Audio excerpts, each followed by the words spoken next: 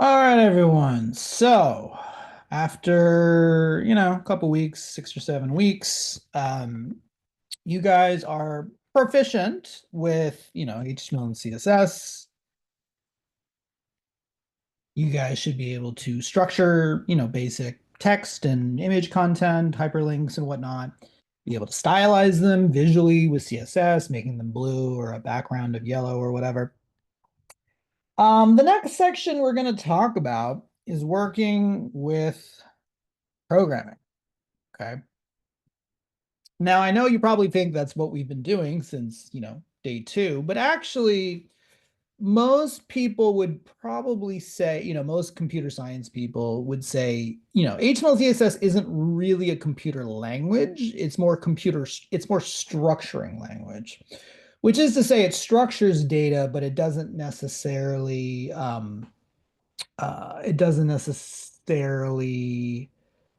allow you to write a program where you can, perform a task or something like that. Okay. And those are considered different things. So what we're going to be talking about in the next section over the next couple of weeks is the basics of programming. Okay.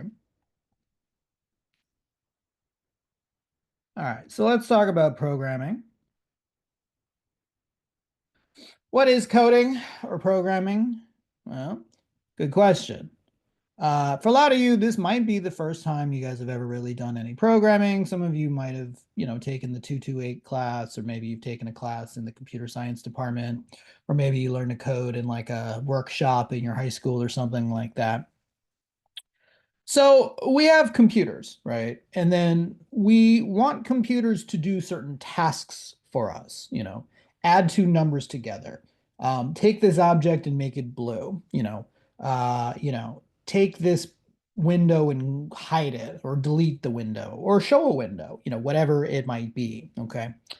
So, coding is essentially the process of giving instructions or commands to a computer, like a desktop computer, like a cell phone, like a tablet or a iWatch or, a Nest or something like that, to perform certain tasks. Okay. Those tasks might be something like creating a circle or adding two numbers together or looking through a list of saved data. Okay. The way I like to think about coding is kind of like if I were to list out a recipe. Okay, so let's say you have a recipe that you're trying to transcribe for someone. Okay, you're trying to let a friend or a family member, and you're trying to teach them how to make this particular dish, right? Well, what you would do is you'd give them an ordered list of things to do. You'd say something like, let's, I don't know, step one, peel potatoes. Step two, mince garlic. Step three, preheat oven to 350, so on and so on and so on. So the first thing is we have tasks, right? Tasks are like, peel the potatoes, cut the onions, mince the garlic, braise the short beef, whatever, right? And then there's also an order, right? With recipes, it's like, well, you can't do certain tasks until you do other tasks. So, I can't, if I'm making a pizza or I don't know, I'm trying to think of like, let's say I was making a cake. It's like, well, I can't put icing on the cake until the cake is actually baked, right? It wouldn't work that way. So it's like I have to bake the cake first and then I can put icing and I can, do all the decorations and things like that. So sometimes there's an order to things, right? And that's kind of what programming is. We get to, so, we write instructions that our computer is going to follow. And those instructions go in a particular order. Do this, do this, do this, do this. Okay.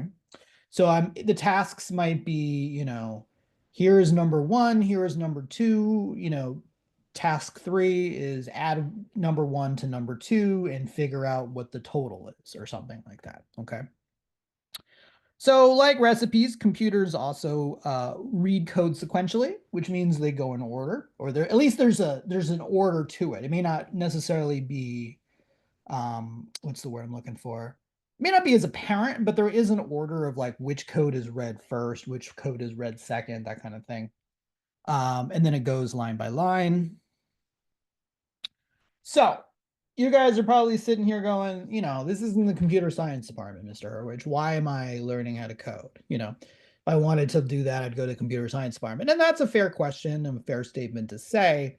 I think, let's be real, since pretty much the 80s, graphic design, or at least, digital graphic design and programming are becoming more intertwined. Okay. It's like, when you guys build your website, that you guys did, it's like, well, part of it is writing the code, right? But part of it is the visual, what fonts to use, what colors to use, maybe you want, I don't know, for the sake of argument, maybe you want like a blinking light in your website, you want it to flash on and off or something, or I don't know, you want an image to fade in, or, something like that, right? So it's like that kind of stuff requires programming. Okay. Um, so by learning how to code, you learn how to talk to or work with technology, right? Now that you guys understand how to, write HTML and CSS, you can make a basic web page. Programming is going to allow you to do even more. You can save data, you can call data, you can make decisions based on data. Like for instance, if you were running a website where maybe people purchase things, and maybe there's like something where, if they spend more than $100, they get free shipping. We need a program that can figure that out. Do they get free shipping or not? There's really no way to do that with HTML, CSS, but with a programming language, we can do that kind of stuff. Okay.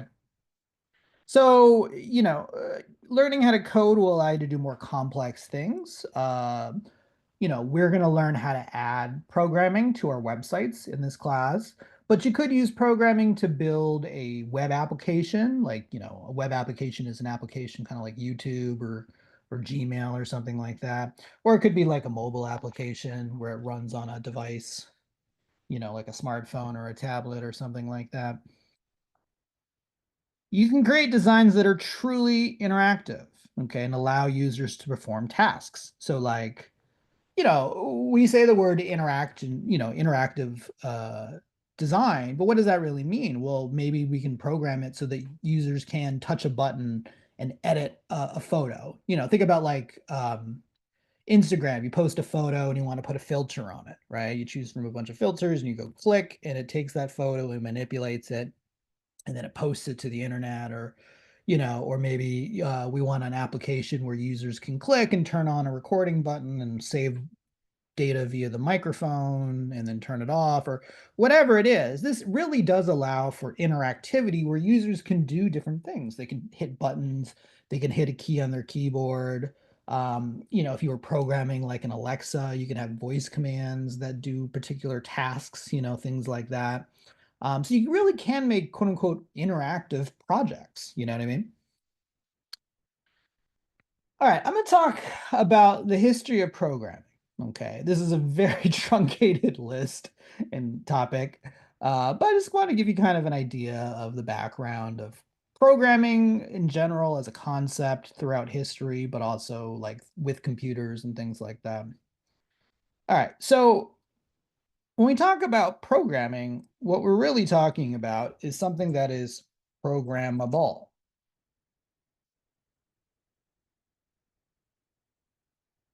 So what does it mean to be programmable? Well, something that's programmable means it's a device or a system that can be instructed to perform tasks or functions, okay, by using a set of instructions, okay? So, maybe what do I mean by that? Well, let's say you have a ring, or, let's say you have a smart outlet in your house, right? You could set up a program that would say, okay, when it's 6 a.m., turn the lights on, and when it's 6 p.m., turn the lights off, or something like that. Now, programmable doesn't mean it even has to be a computer. I'm going to show you guys throughout history, there were programmable things that didn't even run on electricity. It just means that you can give the device or the machine a task, and it can run on its own without you having to basically sit there and kind of look over. Okay. So that's what I mean by programmable. So one of the earliest programmable objects or devices, there was this guy named Al-Jazari in 1201, and he created this thing called this elephant clock. Okay. It was a giant clock, and if you want to see, this is not like his clock as far as I'm aware, but this is like someone rebuilt this clock in this is in Dubai, but this is like the clock. Okay. There's a clock on top. And the main thing is that do you see how those guys, this is, obviously just a statue, but see how his arms are moving up and down? You see that part? So what he figured out was he created a system using water, like a water wheel. So if you don't know what a water wheel is, usually you put water, if you have a river, you can basically take water, and if that water drips down, you can build something to catch the water, which then pushes the wheel down. Pushing the wheel would turn a gear right here, and then you could use that to do something. And a lot of traditionally people would use it to grind flour or something like that. What he did is he used water to drip, and basically he created a system of gears that would sort of take. You remember how there was that guy with the hands? The hands basically moved on levers, and they would go like this. And so he made a programmable device. That guy could play the drum, and you can look it up. It's called the Al Jazeera elephant clock, and he can play the drum based on how much water you would pour into the machine. Okay. So there's no electricity. It's all water based, like the way a water wheel would work. But by setting the water, it could create this playback. And if you want to, there's this person, this woman here who basically explains it all. If you don't have to worry about it, but if you want to see how they did it, it's kind of very interesting how they did it with, absolutely no electricity of any form. All right, so that's 1201. There's also this guy named Joseph Jacquard, and he has something called a Jacquard loom. Now, looms build textiles. Textiles are cloth or fabric. And what he was looking to do was to create certain patterns really easily. Okay. So basically, what happened in this loom is there's a bunch of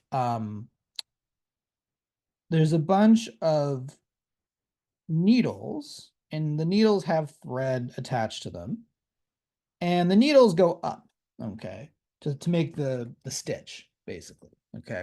What Jacquard figured out was, well, we can have these little cards with holes on them, okay? And they look like this. Today, we would refer to this as what's called a punch card. And if you look, it's like, see how there's these little patterns where there's holes and then not holes. The way that it worked is you would put this punch card over the loom, and then if there was a hole, the needle could go through, and if there wasn't a hole, it would block the needle. And the result of this was you could get different patterns. So that was, and these are some examples of some of the patterns that were built using a card loom. So basically, he could put in different punch cards with different designs or different, punch holes in them to create different patterns. Okay. And so that's the programmable part of it. He basically could set up his own little punch card, put it on, and it would automatically create a new design. Okay. No necessary, the machine would do it on its own, basically. Okay. There's this guy, famous guy in mathematics. His name is Charles Babbage, and he creates what's called an analytic engine. It's this mechanical device which job it was to figure out something in math called polynomials, which is a complex way of thinking about variables. And so he creates this device. Okay. All right. I take that back. He wanted to create this device. He never ended up building it. This is the theoretical device that he was trying to build, although he never built it. So later on, this is 1822, about 21 years later, there's this woman named Ada Lovelace, who's an English mathematician, and she works with the writings, the theoretical writings of Charles Babbage's analytic engine. And so she actually comes up with programs for it. So many people consider her one of the very first programmers. Okay. So this is 1843. So I'm going to switch from the concept of programming real quick to computers. Okay. Now, I just showed you that programming didn't even really have to be with what we consider a computer. It could have been with a loom or a water clock or something like that. As long as you could create like a programmable outcome for a machine, that counts as programming. Let's talk specifically about computers now. So societies have always done computation. Computation just means to do math, right? And so, societies, every society has some way of doing math and using devices to do math, okay? Early things would be like abacuses, which were devices used to do high-level calculations. And there were other ones that did this too. So the term computer, when people used to say the word computer, that was actually a job title. Okay, it first appears about 1613 in a book, and basically it was a job title for someone who computes, aka your job is to do math. Okay. So you would sit around all day and do math. Who does that? Like bookkeepers, accountants. Remember back then, it's like if you were trying to do like if you're trying to calculate your position on the ocean, there were mathematical ways of doing this. So that was like your job. Your job was you were very good at math and you would perform math calculations really quickly. Okay. Where we first see the concept of a computer meaning a device and not a person is in the late 1800s. Okay. And one of the first devices or machines built to do mathematical computation is this thing called a step reckoner. It was built by this German mathematician named Godfrey Leibniz or Leibniz. It's pretty cool. It looks very blinged out. Essentially, what it did is you would turn this crank, and the crank had 10 grooves in the gear. So every time you cranked it, that was like, if you cranked it two slots in the gear, that was like adding two. You could also go reverse, which was like subtracting two. And so this was like a way of adding and subtracting using a mechanical device. Okay. Once again, there's still no electricity here. Here's where we first start to see computers being used in society. So in 1890, first thing you have to understand is that in the United States, we perform what's called a census. A census is like a survey of its people, okay? And it's supposed to be done every 10 years. And what had happened in 1890, there was a big jump in the number of people living in America. This was mainly due to a large influx of immigrants coming over, and mostly from Europe at that particular time. So what they had basically kind of predicted that due to the increase in the population, it would, if they were to do the surveys, calculate the census by hand, it would take them about 13 years. Okay. Which is way too long. And so they basically got this guy, his name is Herman Hollerith. This guy with this snazzy mustache here. And he was a mathematician, go figure.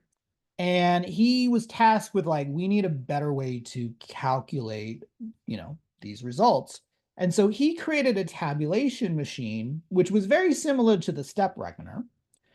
It wasn't quite the same way, but it was kind of like an extended version of it. It did have gears, although it did have some it did have some electrical parts to it, electrical circuits. He also used something called punch cards. Punch cards are a way of storing data via pieces of paper as opposed to via like the way we think of data on a computer. And his device was so good that it did calculation, it performed the survey, calculated the survey in only 2.5 years, which is much less than 13, right? So the government was like, huh, this is pretty cool. Okay, we can do things a lot faster. Okay. Being able to do things faster is definitely something as a concept that we're going to come back to a lot when it comes to programming. All right, so we got computers, this is kind of the use of a computer here. I don't want to get into the whole history of computers in America or the world, but we got computers and we have the ability to program, okay? Which means setting a device to do something, okay? So that brings us to this idea of what is a programming language? So um, we talked about that programming at its core is giving instructions to a computer, okay? What you have to understand is that computers like the one I'm sitting in front of, and even yours, and it doesn't, if it's your phone or your tablet or your smart TV, computers only really understand one thing, and that's something called machine code. Okay. Machine code is very, very technical. If I were to show you what machine code looks like, it would look like a bunch of zeros and ones typically.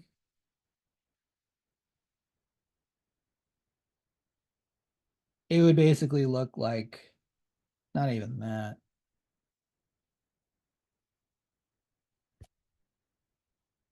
See that? That is machine code. Okay. Now I know it looks very arbitrary, but all those zeros and ones mean something. Okay.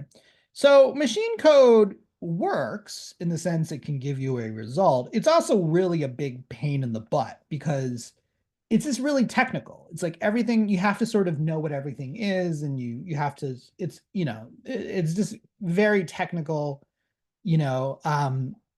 So what they decided was instead of having to write code that look like this, what if we could write code that looked more like actual English? You know what I mean? And that is where we get the programming language. What programming language do is they make it so that you can write in something like English and it gets converted into that machine code. Okay. All right, let's jump forward to about 1947. So, in 1947, there were these programmers who figured out that they basically what they did is they wrote a program in machine code that could convert text into machine code. Okay. So this was called assembly. And what it does is you could write something that kind of looked like this, which is still very technical, but at least has English words in it as opposed to everything being a zero and one. And it would convert it into this, which is machine code. Okay. So this was 1947. This was called an assembler, and it definitely made the process a lot quicker to write code because now we could write code that looks like this, which was a lot less technical. Moving forward a little bit, there was this woman named Grace Hopper. She was a naval officer, and she worked on the supercomputer, the Harvard Mark I, which was used during World War II for like cryptology and breaking codes and that kind of stuff.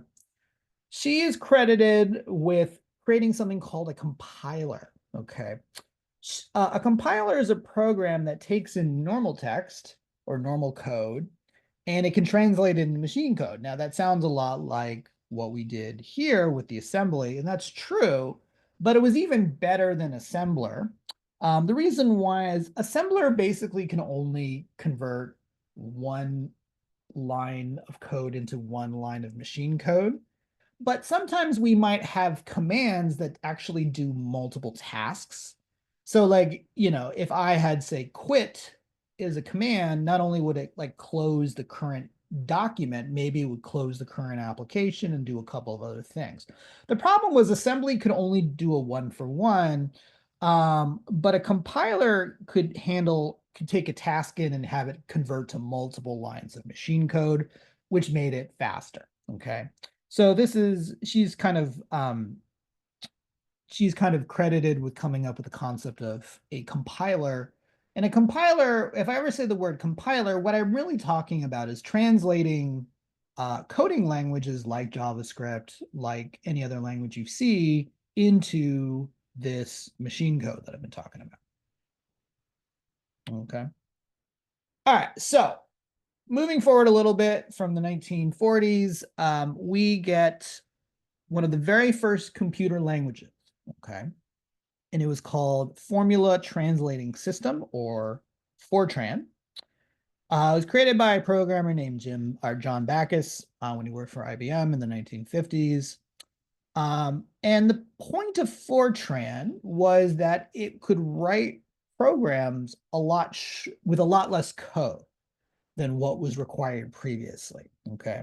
So, by using these assembly languages that were used in the 40s and the 50s, Fortran could do the same tasks, but with less code. Okay.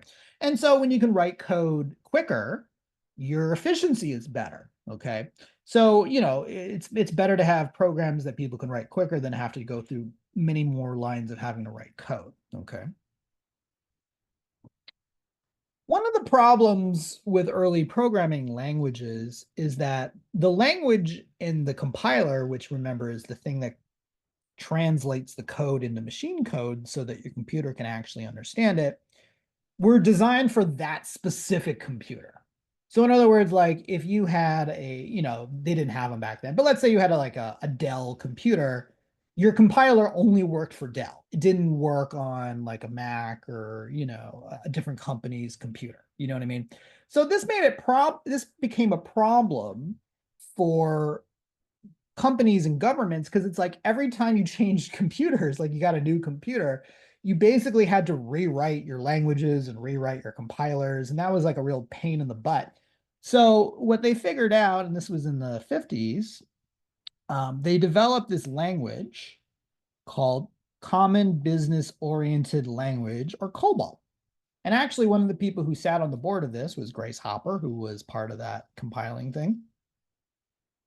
And so what was nice about COBOL was that you could run this program on any computer. It didn't matter what computer is, or as long as your computer had a COBOL compiler, it could run on it. Okay. And this made it a lot easier for people to switch code back and forth. They didn't have to write code that was for a specific type of computer from a specific year. Instead, it's a general code that can work on various places. So if you think about efficiency, instead of having to write the same code 10 times, each for a different computer, one for a Mac and one for a compact computer and one for a Dell, all this kind of. By the way, I'm making up those names. Those companies didn't exist yet, but hopefully you get the idea of they're just different computers made by different companies. Rather than having to keep writing it again and again, we can just write it once and it should be able to work. Okay. All right, so as history kind of goes on, we get different languages. The 60s had, ALGOL, LIPS, or Lisp Basic. I actually programmed in Basic when I was a kid in the late 80s. 70s, we had C, Pascal. 80s had C++, Perl, Objective-C. 90s had Python, Ruby, Java. So there's always new languages being created. And the point of them is hopefully you kind of realized or saw that the point of these languages when they came up with the new language was to kind of improve or make it better in some way than the previous version of it. So here, the difference between the assembler and the compiler is the compiler could do a little bit more complex translation than the assembler could. And then this guy made it so that you didn't have to Fortran made it so you didn't have to write as much code to get the same task done, which made it easier. And this made it so that you could write that code and now it works on all computers, right? As opposed to just one. So that's kind of the point of different languages, is that it makes it easier. In theory, the language does something to make it easier for the programmer to do that maybe didn't exist in other languages. Okay.